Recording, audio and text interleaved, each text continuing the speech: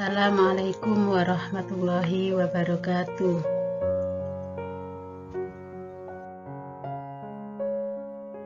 Apa kabar hari ini anak-anak? Alhamdulillah wa syukurillah, Allahu Akbar, la ilaha illallah, Muhammadur Rasulullah. Mari sebelum kita mulai pelajaran, kita berdoa terlebih dahulu. Bismillahirrahmanirrahim. Raditu billahi rabba wa bil islami dina wa bi Muhammadin nabiyya wa rasulah. Rabbi zidni ilma warzuqni fahma. Amin ya rabbal alamin.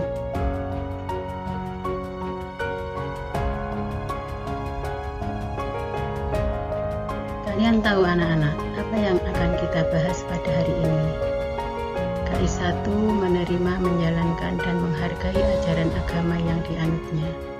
KI2 menunjukkan perilaku jujur, disiplin, tanggung jawab, santun, peduli, dan percaya diri dalam berinteraksi dengan keluarga, teman, guru, dan tetangganya. KD1 menerima kebenaran Allah untuk menghindari akhlak tercela, sifat kikir dan kufur nikmat melalui kisah Sa'labah. KD2 menjalankan sikap pemurah dan syukur guna menghindari sifat kikir dan kufur nikmat melalui kisah Sa'labah. Akidah akhlak kelas 4 menghindari akhlak tercela melalui kisah Sa'labah. Mari kita perhatikan kisah Sa'labah. Sa'labah bin Hatib al-Ansar atau dikenal dengan Sa'labah adalah salah seorang sahabat Rasulullah SAW yang disebutkan dalam Al-Quran. Hidupnya amat sangat kekurangan.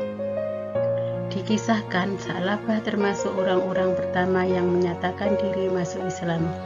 Pada masa itu, Islam masih menjadi agama baru yang dibawa Rasulullah. Sa'labah dikenal sebagai orang yang taat beribadah dan rajin sholat berjamaah bersama Rasulullah. Namun, ada suatu hal yang membuatnya akhirnya kufur nikmat, hingga tergolong sebagai orang yang ingkar. Sa'labah dikisahkan sangat miskin dan tidak memiliki pekerjaan atau penghasilan tetap. Sebagai salah seorang sahabat Rasulullah, Sa'labah sangat rajin mengerjakan semua waktu sholat di masjid secara berjamaah. Namun satu kebiasaan Sa'labah yang mengundang tanya Rasulullah, yaitu dia selalu bergegas pulang setelah selesai melaksanakan sholat. Berbeda dengan sahabat yang lainnya yang masih meluangkan waktu untuk berzikir serta bermunajat kepada Allah.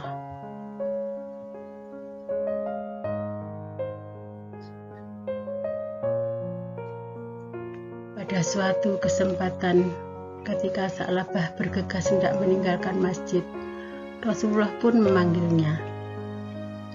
Setelah Sa'labah menghadap, Rasulullah bertanya kepadanya, "Wahai Sa'labah, mengapa kamu buru-buru ketika selesai sholat berjamaah?" Sa'labah pun menjawab, "Sesungguhnya saat ini di rumah ada seorang yang menungguku ya Rasul. Dia menungguku untuk bergantian memakai baju untuk melaksanakan sholat. Aku hanya memiliki sehelai kain untuk dipakai secara bergantian. Ketika aku sholat, maka istriku akan bersembunyi hingga aku datang untuk kembali." Sa'labah menjelaskan keadaan yang sebenarnya. Rasulullah yang mendengarnya pun merasa sangat terkesan dengan Sa'labah, lalu mengizinkannya untuk segera kembali. Pada suatu hari, Sa'labah meminta kepada Rasulullah untuk mendoakannya menjadi orang yang kaya raya. Untuk meluruhkan hati Rasulullah, Sa'labah sampai mengucapkan sumpahnya, demi zat yang telah mengutusmu dengan hak, jika engkau memohon kepada Allah, lalu Dia memberiku harta kekayaan, niscaya aku akan memberikan sebagian hartaku untuk yang membutuhkannya. Setelah meminta hingga 3 kali dan 3 kesempatan berbeda, Rasulullah berkenan memegang janji Sa'labah. Akhirnya beliau mengamini keinginan Sa'labah dan berdoa untuknya agar Allah memberikannya rezeki dan memberkahinya. Allah memenuhi doa Rasulullah, sehingga akhirnya Sa'labah mendapatkan seekor unta dan domba. Sa'labah sangat senang. Setiap hari dia berusaha menggemukkan ternaknya hingga menghasilkan susu yang banyak untuk dijual. Memegang janjinya pada Rasulullah, Sa'labah masih teguh bersikap istiqomah saat memenuhi panggilan jihad pada perang Badar. Semakin lama Sa'labah pun semakin kaya.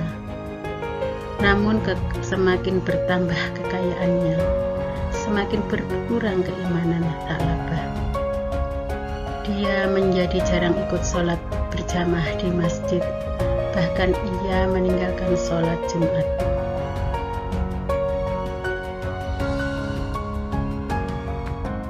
Sa'labah juga bersikap pikir dengan menghindari kewajiban berzakat.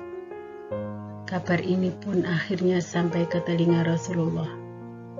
Berulang kali Rasulullah mengutus orang untuk mengambil zakat dari Sa'labah. Tapi sebanyak itu pula Sa'labah selalu berkelit. Allah Subhanahu wa Ta'ala kemudian menurunkan firman-Nya yang berisi sindiran kepada orang-orang yang sebelumnya berikrar akan menyedekahkan sebagian harta jika dikaruniai oleh Allah berupa kekayaan. Tetapi setelah diberi kekayaan, mereka justru menjadi kikir dan berpaling. Firman Allah mengenai kisah Sa'labah ini terdapat dalam surat At-Taubah ayat 75-76 sebagai berikut, yang artinya, dan di antara mereka ada orang yang telah berjanji kepada Allah, sesungguhnya jika Allah memberikan sebagian dari karunia-Nya kepada kami, niscaya kami akan bersedekah, dan niscaya kami termasuk orang-orang yang soleh.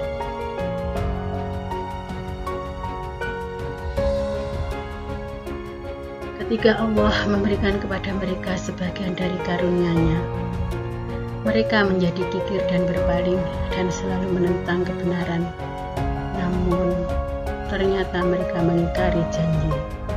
Quran Surat At-Taubah 75-76 yang berbunyi, wa minhum man ahadallaha la in atana min fadlihi lanasaddaqna wa lakunanna minas sholihin, yang artinya, dan di antara mereka ada orang yang telah berjanji kepada Allah, sesungguhnya jika Allah memberikan sebagian dari karunia-Nya kepada kami, niscaya kami akan bersedekah, dan niscaya kami termasuk orang-orang yang soleh. Falamma atanhum min fadlihi bakhilu bihi wa tawallaw wa hum mu'ridun, yang artinya, ketika Allah memberikan kepada mereka sebagian dari karunia-Nya, mereka menjadi kikir dan berpaling dan selalu menentang kebenaran-Nya.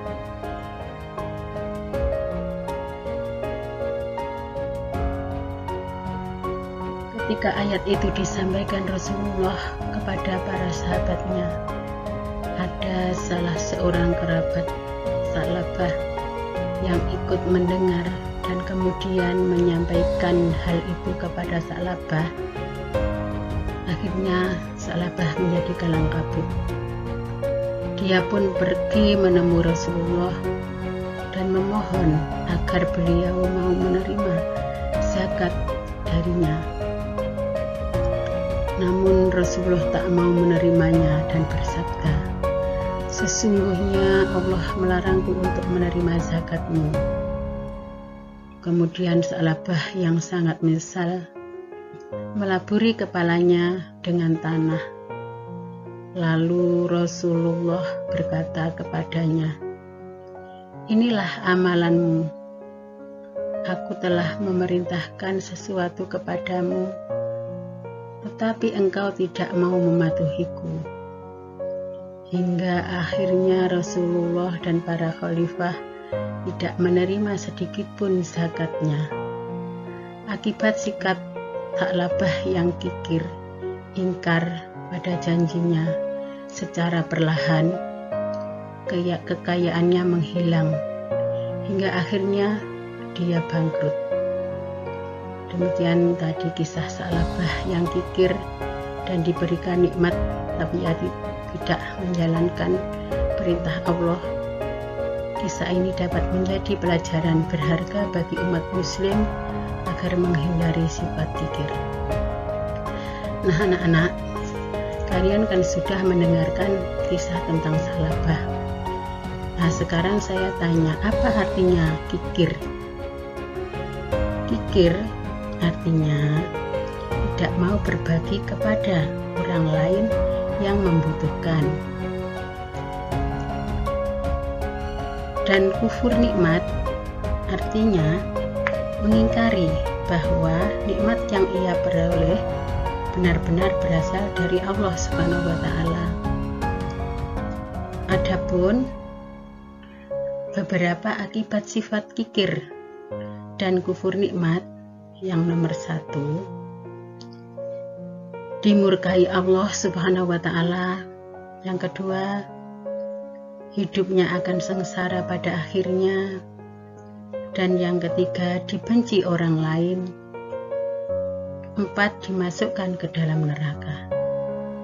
Jadi anak-anak, kalian harus tahu bahwa sifat kikir, kufur nikmat, tidak mau mensyukuri nikmat, itu adalah perbuatan yang sangat dibenci oleh Allah, dan itu termasuk akhlak tercela. Maka dari itu kita harus menghindari sifat-sifat tersebut dalam kehidupan sehari-hari. Sampai di sini anak-anak untuk penyampaian materi pada hari ini, mudah-mudahan bermanfaat. Dan mari kita tutup dengan bacaan hamdalah bersama-sama. Alhamdulillahirabbil alamin. Sekian, terima kasih. Wassalamualaikum warahmatullahi wabarakatuh.